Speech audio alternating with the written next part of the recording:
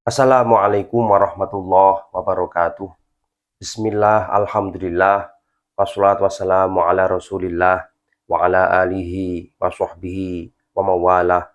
Allahumma sholli ala Sayyidina Muhammad wa ala ali Sayyidina Muhammad.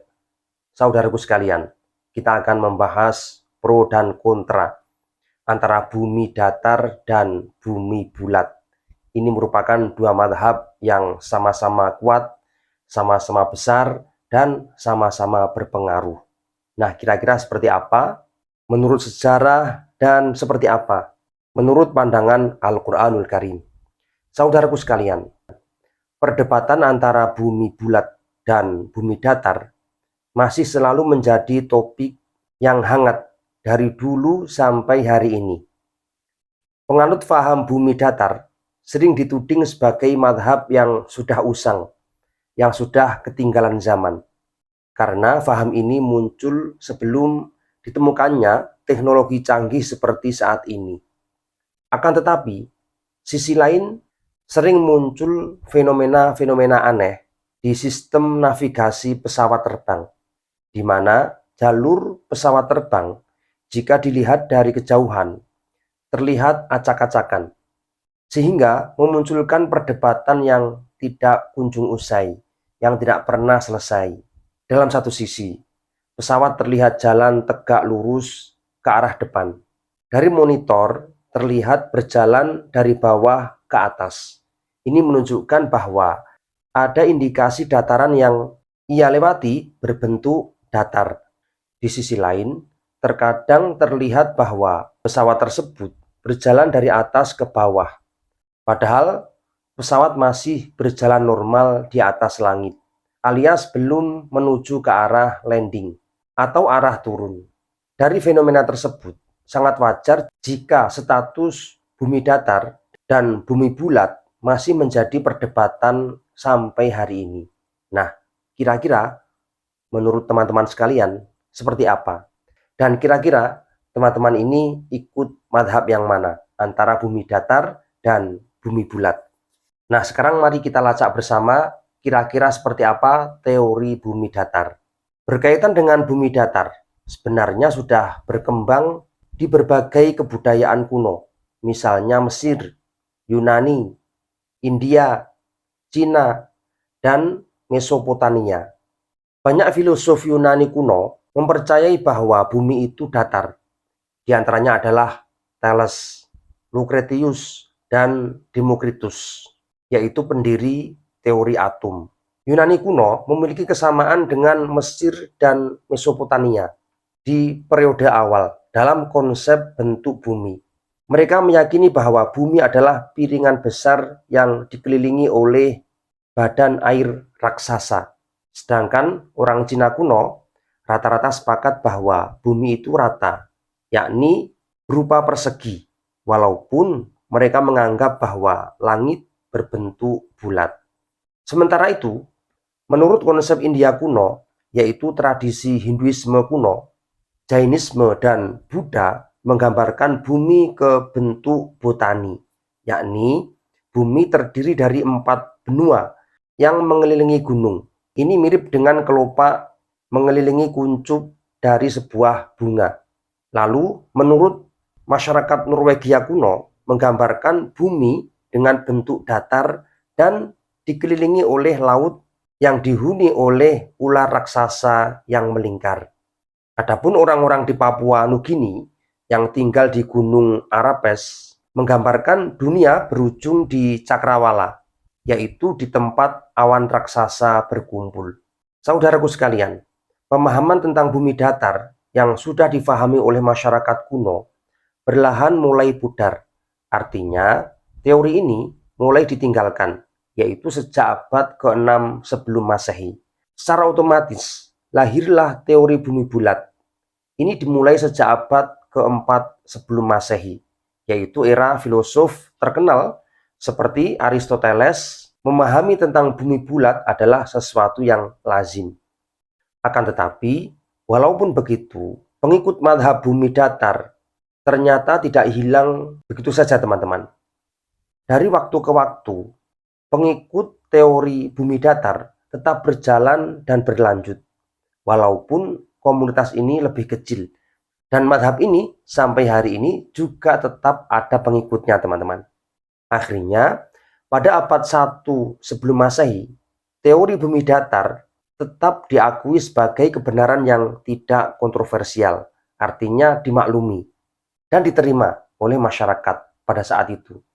Nah, pada tahun 1956, komunitas bumi datar mulai dibentuk oleh Samuel Shenton. Pada tahun 1972, seorang pensiunan mekanik pesawat yang bernama Charles K. Johnson menyebarluaskan klaimnya.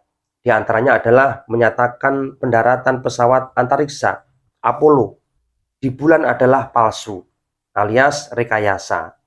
Dia juga menyatakan pemahamannya bahwa pandangan yang benar tentang dunia adalah faham tentang bumi datar yang dianut oleh Kristen tradisional.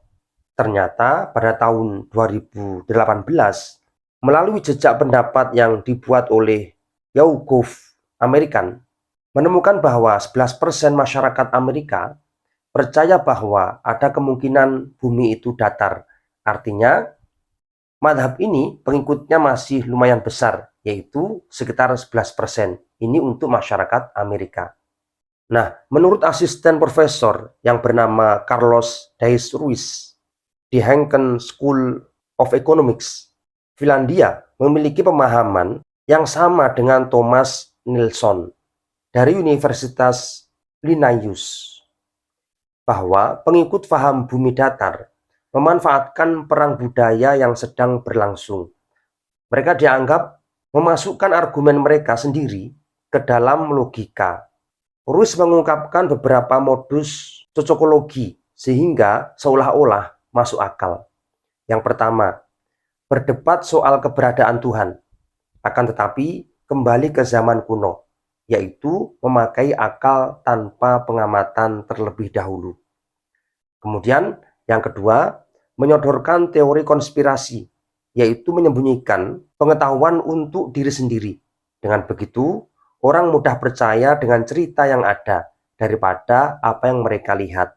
Sedangkan yang ketiga, kaum bumi datar sering menggunakan pengamatan pribadi untuk menguji apakah bumi itu bulat ataukah tidak. Artinya, itu adalah pengamatan melalui metode jadul yang tidak lagi relevan, yaitu metode zaman dulu. Nah, itu fakta daripada teori bumi datar. Nah, sekarang kita akan melacak teori bumi bulat. Ketika ilmu pengetahuan terus berkembang, maka pembuktian fenomena alam terus dilakukan, termasuk munculnya teori bumi bulat. Ini dilakukan setelah berkembangnya ilmu geografi, matematika, sains, dan keilmuan-keilmuan yang lain. Pemikiran bahwa bumi itu bulat ternyata sudah ada sejak filsuf Yunani kuno, yaitu Pythagoras, tepatnya sekitar 500 tahun sebelum Masehi. Pendapat ini dikutip dari situs NASA yang menyatakan bahwa bumi itu bulat, dimulai sejak zaman Yunani kuno. Menurut Pythagoras, jika bentuk bulan itu bulat, maka bentuk bumi juga bulat. Nah, ini teori Pythagoras yang dipertahankan dari dulu sampai hari ini. Kemudian ditambahkan oleh seorang filsuf yang bernama Anaxagoras pada tahun 430 sebelum Masehi, yang melakukan pengamatan terhadap bentuk bayangan bumi di bulan selama gerhana bulan. Ternyata terlihat dengan jelas bahwa bentuknya bulat. Lalu pada tahun 350 sebelum Masehi, Aristoteles menyatakan bahwa bentuk bumi adalah bulat. Dia melakukan pengamatan. Jika seseorang bergerak semakin jauh, maka semakin lama semakin jauh dari ekuator, yaitu garis khatulistiwa. Saudaraku sekalian, teori bumi bulat ini muncul bukan hanya hasil dari asumsi atau dugaan semata, melainkan didukung dengan beberapa bukti yang didapatkan dari observasi astronomi. Mari kita lacak bersama-sama. Kira-kira apa buktinya jika bumi itu bulat? Ini menurut mazhab teori bumi bulat. Yang pertama, Mari kita lihat bumi ini dari ketinggian. Pada saat kita terbang, kita bisa melihat cakrawala ini berbentuk melengkung. Di samping itu, jika bumi ini kita lihat melalui pesawat luar angkasa, jelas berbentuk bulat. Ini bisa kita saksikan foto-foto bumi yang beredar yang bersumber dari NASA. Nah, ini bisa kita lihat di internet. Apakah benar bumi ini bulat? Nah, ini buktinya dari foto-foto dari NASA. Semua orang bisa mengakses foto-foto ini. Kemudian yang kedua, bukti-bukti astronomi, yaitu berdasarkan pengamatan astronomi. Benda-benda langit lain, seperti planet-planet di luar angkasa, semua berbentuk bulat. Dengan begitu, bentuk bulat ini dialami oleh benda-benda langit, termasuk bumi yang kita tempati bersama ini. Kemudian yang ketiga, adanya gaya gravitasi bumi, yaitu gaya tarik-menarik yang terjadi antara benda-benda yang ada di bumi yang kita tinggali ini. Benda-benda ini akan tertarik ke arah pusat bumi, sehingga tidak melayang-layang di udara. Sedangkan ketika kita berada di luar angkasa, di sana tidak ada gravitasi bumi. Jika seandainya bumi ini datar, maka hukum gravitasi ini tidak bisa dijelaskan secara akurat. Nah, kemudian yang keempat, bentuk bayangan bumi saat terjadi gerhana, yaitu adanya bayangan bumi pada bulan berbentuk bulat.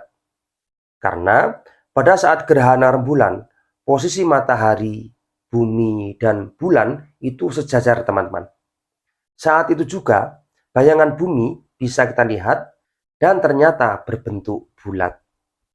Nah, kemudian yang kelima, dari sisi sejarah, kita bisa melacak teori bumi bulat ini sejak zaman kuno, bahkan sebelum terciptanya teknologi modern seperti saat ini.